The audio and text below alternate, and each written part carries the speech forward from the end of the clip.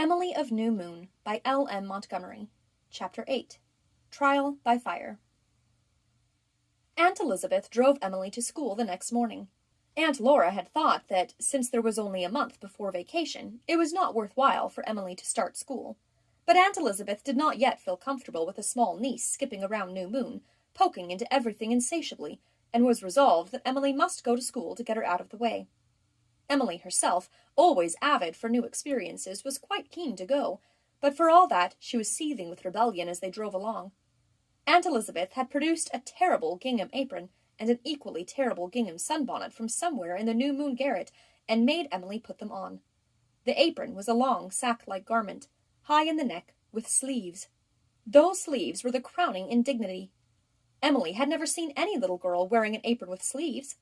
She rebelled to the point of tears over wearing it, but Aunt Elizabeth was not going to have any nonsense. Emily saw the Murray look then, and when she saw it, she buttoned her rebellious feeling tightly up in her soul, and let Aunt Elizabeth put the apron on her. "It was one of your mother's aprons when she was a little girl, Emily," said Aunt Laura comfortingly, and rather sentimentally. "Then," said Emily, uncomforted and unsentimental, "I don't wonder she ran away with father when she grew up." Aunt Elizabeth finished buttoning the apron and gave Emily a none-too-gentle push away from her. "Put on your sunbonnet," she ordered. "Oh, please, Aunt Elizabeth, don't make me wear that horrid thing." Aunt Elizabeth, wasting no further words, picked up the bonnet and tied it on Emily's head. Emily had to yield, but from the depths of the sunbonnet issued a voice, defiant though tremulous. "Anyway, Aunt Elizabeth, you can't boss God," it said. Aunt Elizabeth was too cross to speak all the way to the schoolhouse. She introduced Emily to Miss Brownell and drove away. School was already in, so Emily hung her sunbonnet on the porch nail and went to the desk Miss Brownell assigned her. She had already made up her mind that she did not like Miss Brownell and never would like her. Miss Brownell had the reputation in Blairwater of being a fine teacher, due mainly to the fact that she was a strict disciplinarian and kept excellent order.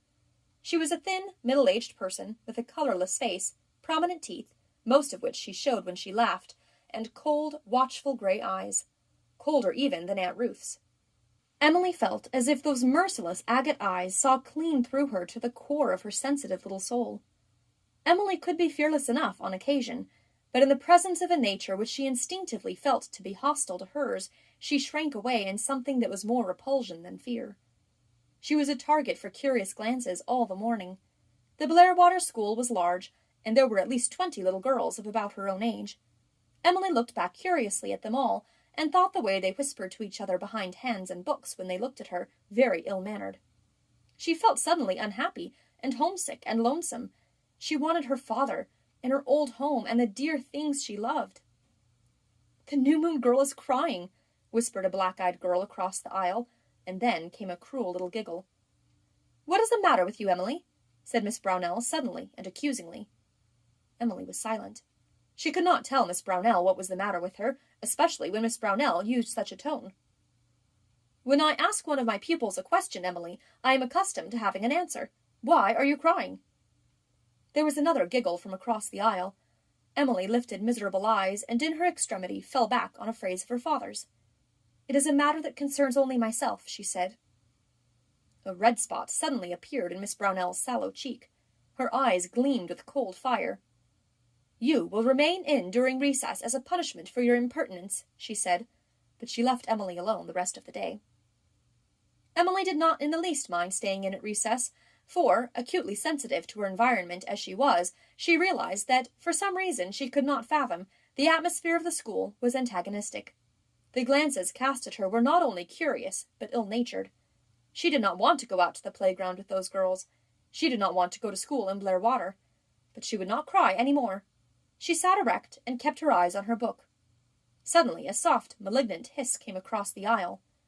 "Miss Pridey! Miss Pridey!" Emily looked across at the girl. Large, steady, purplish-gray eyes gazed into beady, twinkling black ones, gazed unquailingly, with something in them that cowed and compelled. The black eyes wavered and fell, their owner covering her retreat with another giggle and toss of her short braid of hair.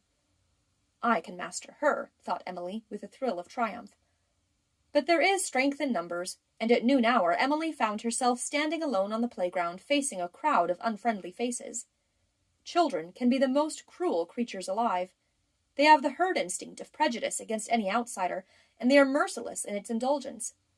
Emily was a stranger, and one of the proud Murrays, 2 counts against her. And there was about her, small and ginghamed and sun-bonneted as she was, a certain reserve and dignity and fineness that they resented. And they resented the level way she looked at them, with that disdainful face under cloudy black hair, instead of being shy and drooping, as became an interloper on probation. "You are a proud one," said Black Eyes. "Oh my, you may have buttoned boots, but you are living on charity." Emily had not wanted to put on the buttoned boots. She wanted to go barefoot, as she had always done in summer. But Aunt Elizabeth had told her that no child from New Moon had ever gone barefoot to school. "Oh, just look at the baby apron," laughed another girl with the head of chestnut curls. Now Emily flushed. This was indeed the vulnerable point in her armor. Delighted at her success in drawing blood, the curled one tried again. "Is that your grandmother's sunbonnet?" There was a chorus of giggles. "Oh, she wears a sunbonnet to save her complexion," said a bigger girl. "That's the Murray pride. The Murrays are rotten with pride, my mother says." "You're awful ugly," said a fat, squat little miss, nearly as broad as she was long. "Your ears look like a cat's." "You needn't be so proud," said Black Eyes. "Your kitchen ceiling isn't plastered even." "And your cousin Jimmy is an idiot," said Chestnut Curls. "He isn't," cried Emily. "He has more sense than any of you. You can say what you like about me, but you are not going to insult my family. If you say one more word about them, I'll look you over with the evil eye." Nobody understood what this threat meant, but that made it all the more effective. It produced a brief silence. Then the baiting began again in a different form. "Can you sing?" asked a thin, freckled girl, who yet contrived to be very pretty, in spite of thinness and freckles. "No," said Emily. "Can you dance?" "No." "Can you sew?" "No." "Can you cook?" "No." "Can you knit lace?" "No." "Can you crochet?" "No." "Then what can you do?" said the freckled one in a contemptuous tone. "I can write poetry," said Emily, without in the least meaning to say it. But at that instant she knew she could write poetry. And with this queer, unreasonable conviction came the flash. Right there, surrounded by hostility and suspicion, fighting alone for her standing, without backing or advantage, came the wonderful moment when souls seemed to cast aside the bonds of flesh and spring upward to the stars. The rapture and delight on Emily's face amazed and enraged her foes. They thought it a manifestation of Murray pride in an uncommon accomplishment. "You lie," said Black Eyes bluntly. "A star does not lie," retorted Emily. The flash was gone, but its uplift remained. She looked them all over with a cool detachment that quelled them temporarily. "Why don't you like me?" she asked directly. There was no reply. Emily looked straight at Chestnut Curls and repeated her question. Chestnut Curls felt herself compelled to answer it. "Because you ain't a bit like us," she muttered. "I wouldn't want to be," said Emily scornfully. "Oh my, you are one of the chosen people," mocked Black Eyes. "Of course I am," retorted Emily. She walked away to the schoolhouse, conqueror in that battle. But the forces against her were not so easily cowed. There was much whispering and plotting after she had gone in, a conference with some of the boys, and a handing over of bedizened pencils and shoes of gum for value received. An agreeable sense of victory and the afterglow of the flash carried Emily through the afternoon in spite of the fact that Miss Brownell ridiculed her for her mistakes in spelling. Miss Brownell was very fond of ridiculing her pupils. All the girls in the class giggled, except one who had not been there in the morning and was consequently at the tail. Emily had been wondering who she was. She was as unlike the rest of the girls as Emily herself, but in a totally different style. She was tall, oddly dressed in an overlong dress of faded striped print, and barefooted. Her thick hair, cut short, fluffed out all around her head in a bushy wave that seemed to be of brilliant spun gold, and her glowing eyes were of a brown so light and translucent as to be almost amber. Her mouth was large, and she had a saucy, pronounced chin. Pretty she might not be called, but her face was so vivid and mobile that Emily could not drag her fascinated eyes from it. And she was the only girl in class who did not, sometime through the lesson, get a barb of sarcasm from Miss Brownell, though she made as many mistakes as the rest of them. At recess, one of the girls came up to Emily with a box in her hand. Emily knew that she was Rhoda Stewart, and thought her very pretty and sweet. Rhoda had been in the crowd around her at the noon hour, but she had not said anything. She was dressed in crispy pink gingham. She had smooth, lustrous braids of sugar-brown hair, big blue eyes, a rosebud mouth, doll-like features, and a sweet voice. If Miss Brownell could be said to have a favorite, it was Rhoda Stewart, and she seemed generally popular in her own set and much petted by the older girls. "Here is a present for you," she said sweetly. Emily took the box unsuspectingly. Rhoda's smile would have disarmed any suspicion. For a moment Emily was happily anticipant as she removed the cover. Then, with a shriek, she flung the box from her and stood pale and trembling from head to foot. There was a snake in the box. Whether dead or alive she did not know, and did not care. For any snake, Emily had a horror and repulsion she could not overcome. The very sight of one almost paralyzed her. A chorus of giggles ran around the porch. "Who'd be so scared of an old dead snake?" scoffed Black Eyes. "Can you write poetry about that?" giggled Chestnut Curls. "I hate you! I hate you!" cried Emily. "You are mean, hateful girls!" "Calling names isn't ladylike," said the freckled one. "I thought a Murray would be too grand for that." "If you come to school tomorrow, Miss Starr," said Black Eyes deliberately, "we are going to take that snake and put it around your neck." "Let me see you do it!" cried a clear, ringing voice. Into their midst, with a bound, came the girl with amber eyes and short hair. "Just let me see you do it, Jenny Strang." "This isn't any of your business, Ilse Burnley," muttered Jenny sullenly. "Oh, isn't it? Don't you sass me, Piggy Eyes." Ilse walked up to the retreating Jenny and shook a sunburned fist in her face. "If I catch you teasing Emily Starr tomorrow with that snake again, I'll take it by the tail and you by your tail and slash you across the face with it. Mind that, Piggy Eyes. Now you go and pick up that precious snake of yours and throw it down on the ash pile." Jenny actually went and did it. Ilse faced the others. "Clear out, all of you, and leave the New Moon Girl alone after this," she said. "If I hear of any more meddling and sneaking, I'll slit your throats, and rip out your hearts, and tear your eyes out. Yes, and I'll cut off your ears and wear them pinned on my dress." Cowed by these ferocious threats, or by something in Ilse's personality, Emily's persecutors drifted away. Ilse turned to Emily. "Don't mind them," she said contemptuously. "They're jealous of you, that's all. Jealous because you live at New Moon, and ride in a fringed-top buggy, and wear buttoned boots. You smack their mugs if they give you any more of their jaw." Ilse vaulted the fence and tore off into the maple bush without another glance at Emily. Only Rhoda Stewart remained. "Emily, I'm awful sorry," she said, rolling her big blue eyes appealingly. "I didn't know there was a snake in that box. Cross my heart, I didn't. The girls just told me it was a present for you. You're not mad at me, are you? Because I like you." Emily had been mad, and hurt, and outraged, but this little bit of friendliness melted her instantly.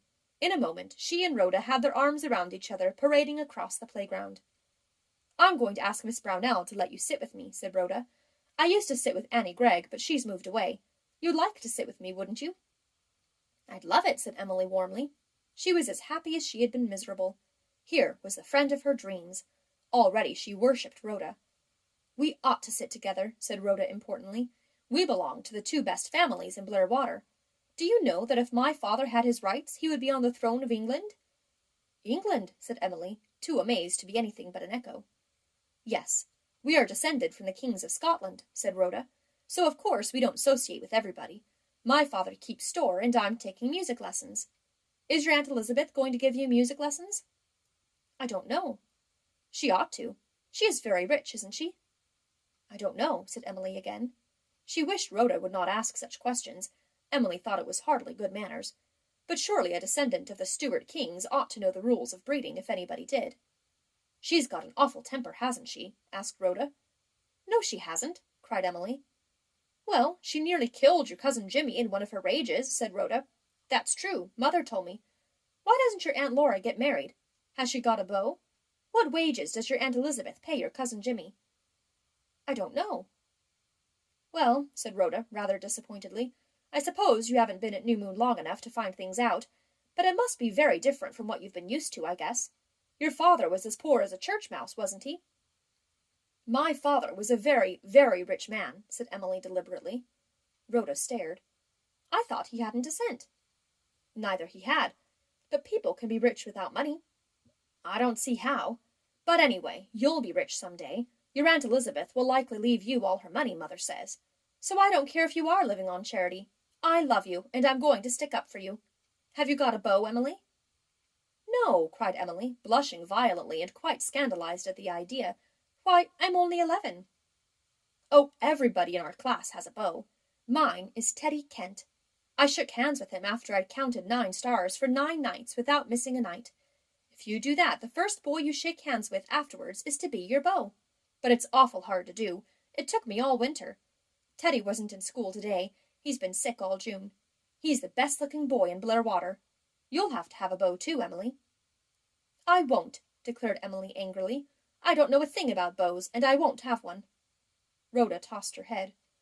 "Oh, I suppose you think there's nobody good enough for you, living at New Moon?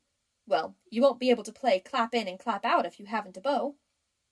Emily knew nothing of the mysteries of clap in and clap out, and didn't care. Anyway, she wasn't going to have a beau, and she repeated this in such decided tones that Rhoda deemed it wise to drop the subject. Emily was rather glad when the bell rang. Miss Brownell granted Rhoda's request quite graciously, and Emily transferred her goods and chattels to Rhoda's seat. Rhoda whispered a good deal during the last hour, and Emily got scolded for it, but did not mind.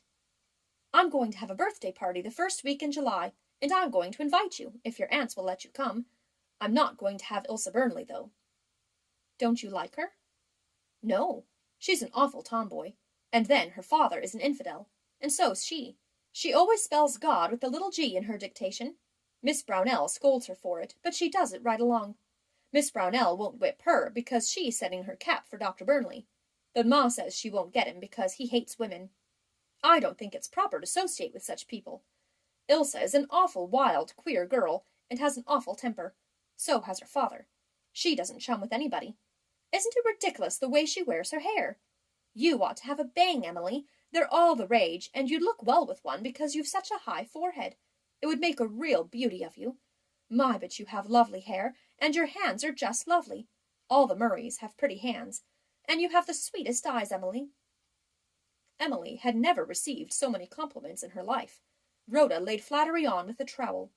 Her head was quite turned, and she went home from school determined to ask Aunt Elizabeth to cut her hair in a bang. If it would make a beauty of her, it must be compassed somehow. And she would also ask Aunt Elizabeth if she might wear her Venetian beads to school next day. The other girls may respect me more then, she thought. She was alone from the crossroads, where she had parted company with Rhoda, and she reviewed the events of the day with the feeling that, after all, she had kept the star flag flying, except for a temporary reverse in the matter of the snake. School was very different from what she had expected it to be, but that was the way in life, she had heard Ellen Green say, and you just had to make the best of it. Rhoda was a darling, and there was something about Ilse Burnley that one liked. And as for the rest of the girls, Emily got square with them by pretending she saw them all being hanged in a row for frightening her to death with the snake, and felt no more resentment towards them, although some of the things that had been said to her rankled bitterly in her heart for many a day. She had no father to tell them to, and no account book to write them out in, so she could not exorcise them. She had no speedy chance to ask for a bang, for there was company at New Moon, and her aunts were busy getting ready an elaborate supper. But when the preserves were brought on, Emily snatched the opportunity of a lull in the older conversation. "Aunt Elizabeth," she said, "can I have a bang?" Aunt Elizabeth looked her disdain. "No," she said, "I do not approve of bangs. Of all the silly fashions that have come in nowadays, bangs are the silliest." "Oh, Aunt Elizabeth, do let me have a bang. It would make a beauty of me. Rhoda says so." "It would take a good deal more than a bang to do that, Emily. We will not have bangs at New Moon, except on the Molly cows. They are the only creatures that should wear bangs." Aunt Elizabeth smiled triumphantly around the table. Aunt Elizabeth did smile sometimes when she thought she had silenced some small person by exquisite ridicule. Emily understood that it was no use to hope for bangs. Loveliness did not lie that way for her. It was mean of Aunt Elizabeth, mean. She heaved a sigh of disappointment and dismissed the idea for the present. There was something else she wanted to know.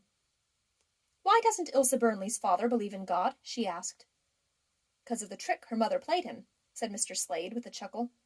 Mr. Slade was a fat, jolly-looking old man with bushy hair and whiskers. He had already said some things Emily could not understand, and which had seemed greatly to embarrass his very ladylike wife. "What trick did Ilse's mother play?" asked Emily, all agog with interest. Now Aunt Laura looked at Aunt Elizabeth, and Aunt Elizabeth looked at Aunt Laura. Then the latter said, "Run out and feed the chickens, Emily." Emily rose with dignity. You might just as well tell me that Ilse's mother isn't to be talked about, and I will obey you. I understand perfectly what you mean," she said as she left the table.